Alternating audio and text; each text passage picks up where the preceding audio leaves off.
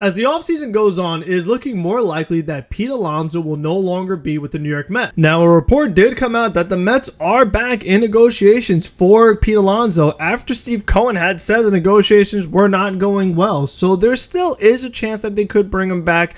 It just is not looking likely with the way this offseason has progressed and the way New York Mets continue to sign players that are not named Pete Alonso and potentially be making trades. I made a video the other day about the Mets potentially trading for Dylan Cease. So in this video, we're going to look at different scenarios, ones that include Alonso, ones that don't include Alonso, and getting a new player, and some that don't include getting a player at all. I really do want the Mets to bring back Pete, but this video is just for us to see what else is out there for the team. If the Mets are able to bring back Pete Alonso, that would be a chef's kiss for the offseason. In this video, I'm going to be going over some replacement options that the Mets should consider. Now, we're going to be talking about free agents and trade targets for both first base and third base. Now, you're saying, why would the Mets look at third base? Pete Alonso plays first. As of right now, the Mets' current plan is to move Mark Vientos from third base over to first base and then bring Brett Baty back to the major leagues and make him the starting third baseman. Now, Brett Baty has not been able to get the job done consistently at the major league level and, in my opinion, should not be in the opening day lineup. So that is why we have got to consider all options when it comes to replacing Pete Alonso. Now, there's certainly another scenario where Ronnie Mauricio ends up taking the job from Brett Baty because he is a better hitter. However, you would now have two players not in their natural positions. Both corner infielders would be in brand new positions, which definitely is not a good idea as well. If you like this video, going over a bunch of potential different targets for the Mets, make sure to hit the like button at the ballpark. Slide to the comment section. What are your thoughts on this whole Pete Alonso situation, and how do you feel the Mets should replace it? What are some first basemen you're looking at, and what are some third basemen that you're looking at? Also, comment what videos you want to see from me in the future. I'm definitely always open to suggestions, and I want to provide the content that you guys are looking for. And if you're new here, you want to make my day, you can subscribe. It is always greatly appreciated. And to those who are subscribed already, you know the drill. Tell a friend, tell a neighbor, tell anybody. Go to McDonald's and tell Grimace to subscribe. You can make an account for Grimace and subscribe. It is always greatly appreciated. So some of you might be asking, why are the Mets moving on from Pete Alonso? It's not like he had an awful season. This is a guy that's hit a ton of home runs for this organization. Homegrown guys, done charity work, home run derbies, a whole bunch of things. What it is just that Pete Alonso has not performed to expectation. Because Pete Alonso's had some very good seasons for the Mets, they have a higher expectation of what they're looking for in him. And the main problem is what his agent, Scott Boras, is asking for when it comes to the contract that he is looking to get Pete Alonso. The asking price that has been put forward by Scott Boras is for Pete Alonso at his best, as if Pete Alonso had an elite season, which unfortunately was not the case. He had some nice moments in the postseason, don't get me wrong, he had some big home runs, but for the majority of the regular season, he really struggled. And this is where it stood out the most, was that he only had 88 RBIs this season compared to 118 in 2023, in which he played 8 less games. In 2024, Pete Alonso had 320 plate appearances with men on base, and he hit 215. And 183 of those plate appearances were with runners in scoring position, where he hit 232. Now in 2023, he had 329 plate appearances with men on base, and he hit 238 and then 257 with runners in scoring position, which was also 183 plate appearances, so the exact same amount. The big difference, though, was that Alonso hit 27 home runs with men on base in 2023 compared to only 14 in 2024. That's what leads to his big disparity in his OPS when it comes to runners in scoring position. In 2024, it was 732 compared to 910 in 2023. So that's where the big difference is. You might be looking at his batting average and saying, well, there's not that much of a difference of how Alonso is doing with runners on base and runners in scoring position. But when you look a little further and you look at the home runs and the OPS, which for those that don't know is on base percentage plus slugging percentage, that is where you see the disparity and just not driving in the same amount of runs that we are accustomed to. Because if you remember, in 2022, he had 131 RBIs and he hit 270 overall. So it looked like Pete Alonso was really coming together and becoming more of a complete player, not an all or nothing power hitter. But this past season, it really stood out that he has been declining these past 2 seasons. So for Scott Boras to be asking for top dollar for Alonso when he has not been the same these past 2 years, and he is now turning 30 years old. And normally in sports, once a player turns 30, they start to decline with their production. And we've technically already seen that with Pete Alonso. And the kind of negotiations they've had right now have not been going well. Mets owner Steve Cohen just said that he has not liked the negotiations at all that they've been having, which tells me that the asking price must be outrageous because Steve Cohen's got a lot of money. He's willing to spend a lot of money. We just saw him give essentially $800 million to Juan Soto, an unprecedented contract. And for him to say that these negotiations are going really bad, it must be something insane that Boris is asking for. Now let's get into the potential replacement options for the Mets. Now I tried to order this from most realistic to least realistic. So we'll get to the fun players at the end, the guys that are exciting, but we're going to start off realistic first. And the first player I have is first baseman Anthony Rizzo. Now, it has been a struggle for the 35-year-old first baseman since his neck and head injury in 2023. He came back that season and then went back on the injury list with what was called post-concussion syndrome. He also got banged up this past year when he had another collision, and when he came back, he fractured multiple fingers after being hit by a pitch. So Rizzo has run into some really bad luck these past couple of seasons. Now, we always know that Rizzo has been someone that's been near the league leaders in hit by pitches because of how close he stands to the plate. This makes him susceptible to even more injuries, and this season he just wasn't all that good when he was on the field. He hit .228 and had 8 home runs in 92 games. If this is the version of Rizzo you're going to get, he is not worth having on your team. You would hope that he's much closer to his 2023 version before the concussion. Now, he does have a connection with Mets manager, as since Rizzo was on the Yankees this past few years. As we know, Mets manager Carlos Mendoza was the bench coach for the Yankees for a while before he came to the Mets this past season. So they do have a little bit of a relationship already. And the one thing that Rizzo does have going for him is that he is still not an easy guy to strike out. And when he does swing, he usually makes contact. The next player on here that used to be good but has also struggled is Ty France. Now, he is turning 31 this season, and he is another player that gets hit by a lot of pitches. In fact, France became the Mariners' franchise leader in hit by pitches this past season. Now, he was an all-star in 2022, but he has not been nearly the same player since then. And in 2024, he hit .234 with 13 home runs in 140 games and had a .670 OPS and a .92 OPS plus. Now, when it comes to OPS plus, the number you're looking for at minimum is 100, which is league average. So Brett Beatty has been well below that, and now you see Ty France at 92. So when it comes to France, he's another guy that you'd really hope for as a bounce back candidate. Now, you have a better chance of France bouncing back than Rizzo because he's 4 years younger and has not had the same severity of injuries that Rizzo had. When you talk about post-concussion syndrome and collisions at first base, I mean, these are things that can really mess up a career, and that's kind of what's been happening to Anthony Rizzo. It is very unfortunate, but that's just the reality of the situation right now. Our next first baseman is Connor Joe. Now, he had a down year this past season with the Pittsburgh Pirates. He's also a 31-year-old right-handed hitter that had a .228 average and hit 9 home runs in 123 games. But in 2023, he did have a .760 OPS with an OPS plus of 105, so he was slightly above league average. And with how disappointing Beatty has been, if someone is league average, that's an upgrade for the Mets. So, I mean, even though Connor Joe is not a phenomenal player, he's not a player that, oh my gosh, the Mets got Connor Joe, here comes the replacement from Pete Alonso. That's not where they're at right now. The Mets have put themselves in a tough situation by waiting so late in the offseason to say, you know what, we're probably not re-signing Pete Alonso.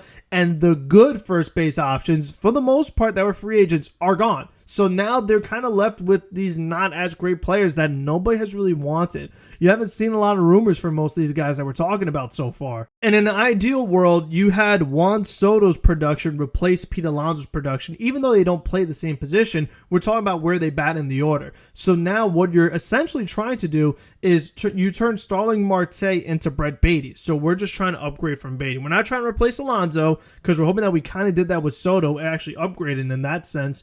But right right now we're just talking about, can you be better than Beatty? That is the main goal of this video. It's more so, can we replace Brett Beatty, not so much Alonso. Now, a player that was above league average and is a former Met is Justin Turner. Now, it has been over a decade since Justin Turner was a Met, and he is now 40 years old, but he did hit 259 in 2024, but only had 11 home runs in 139 games. He finished with a 737 OPS and a 114 OPS plus. So 114 is not bad. I mean, however, his production has been going down each year, and now that he's 40, it's likely to continue to go down, and it might go down even quicker. You just don't see a lot of success out of players that are over 40 years old. And Turner only played in 40 games at first base this past season, so that really is not enough to be a full-time first baseman, which is what the Mets would be looking for in this scenario. Now let's move to the third base free agent options. So we still have some big-time trades as well, so stay tuned for that. But right now we're still talking about free agents, so the guy that I have on here that makes the most sense to me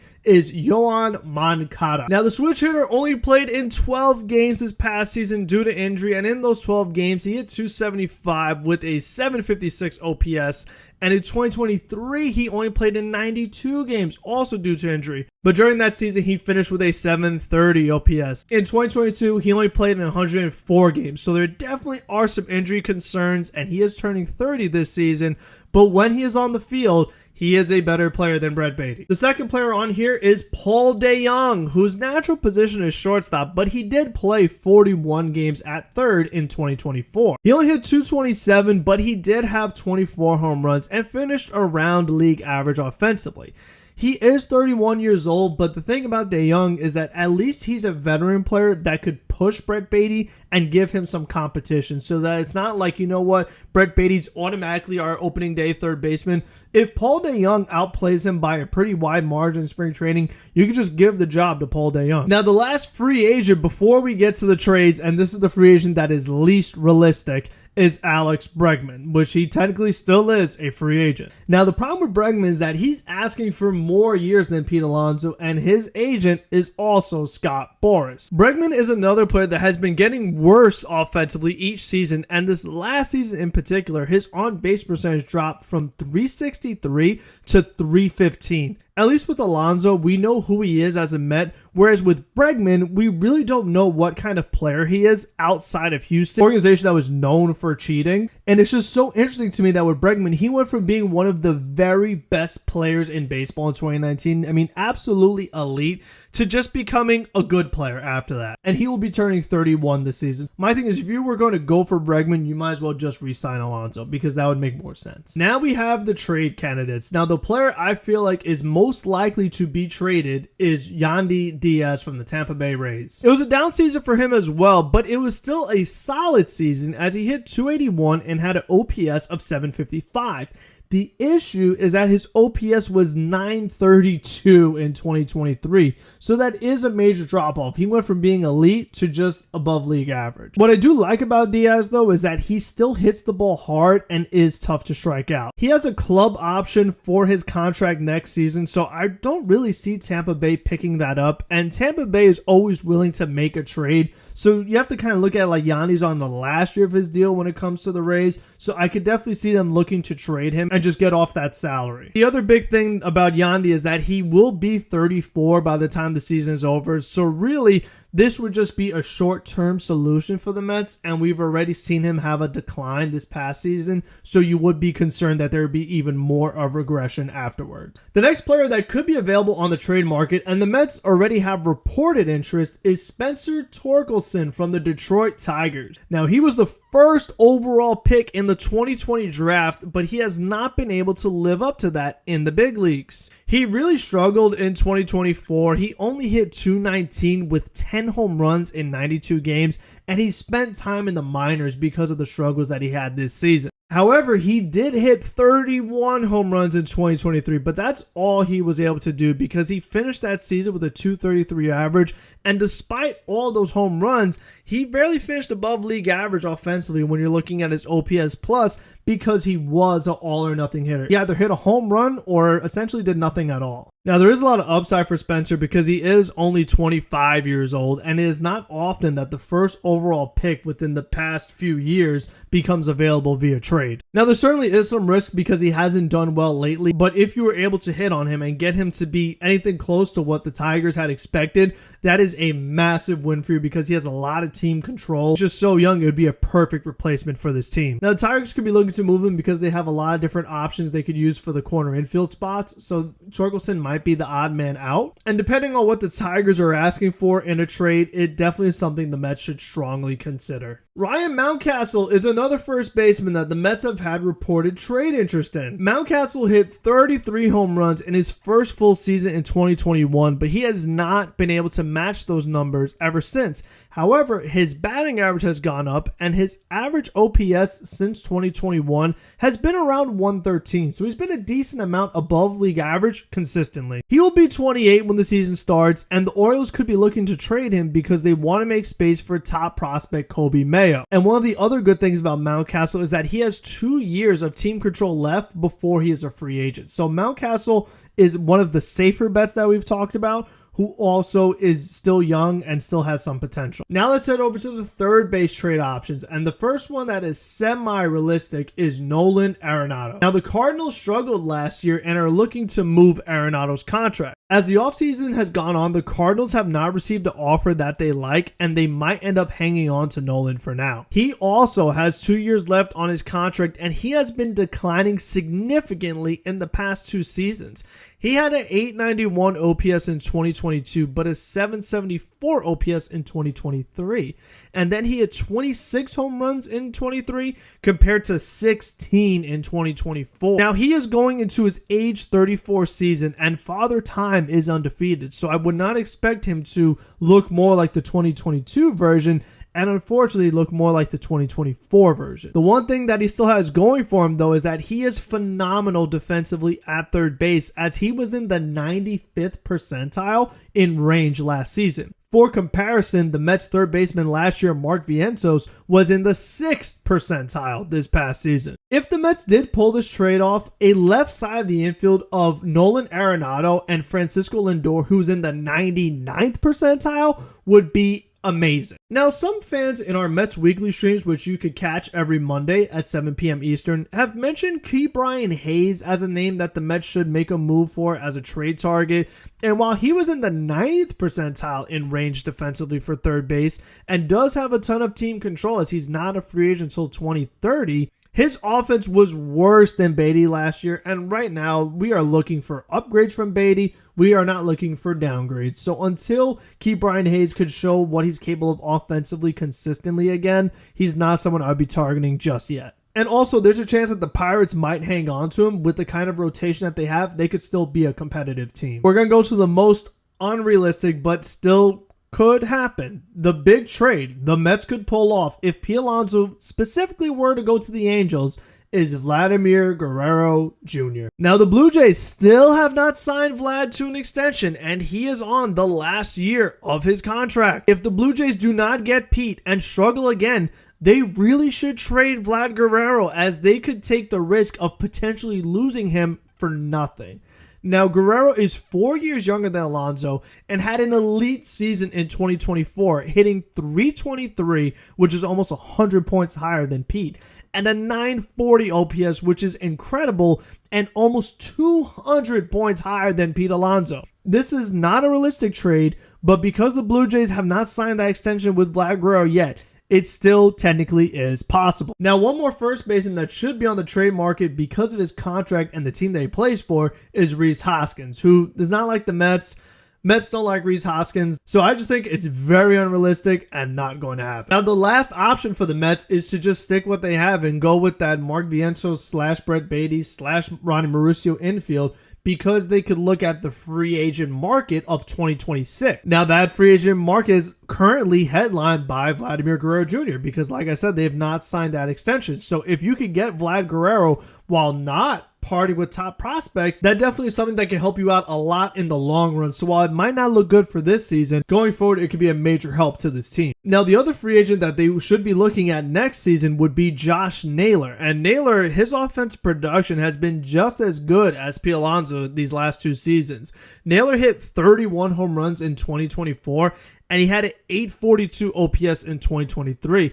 And he's also 2 years younger than Alonso. And like I mentioned, Yandy Diaz could be available if the Rays decide to decline his team option, or the team that trades for Yandy, if they decline that club option, he could be a free agent. But like I said, then he would be turning 35, and once again, he's a short-term solution. So I don't think that's the move to go for next season. It'd be more so something for now until you find a first baseman to take over. Now, could that next year be Ryan Clifford for the Mets, one of their prospects that I talked about this past week in my top prospect videos? If you haven't seen that yet, check that out. He could be in the mix maybe next year, but for this season, I don't see that happening. So that is essentially all of the ways that the Mets could pursue this Alonso situation. I hope he stays with the team, but I am not counting on it. Hopefully you enjoyed this video. Again, let me know who you think should replace Alonso and what videos you want to see from me in the future. So I will see you soon. Have a great day, and let's go Mets.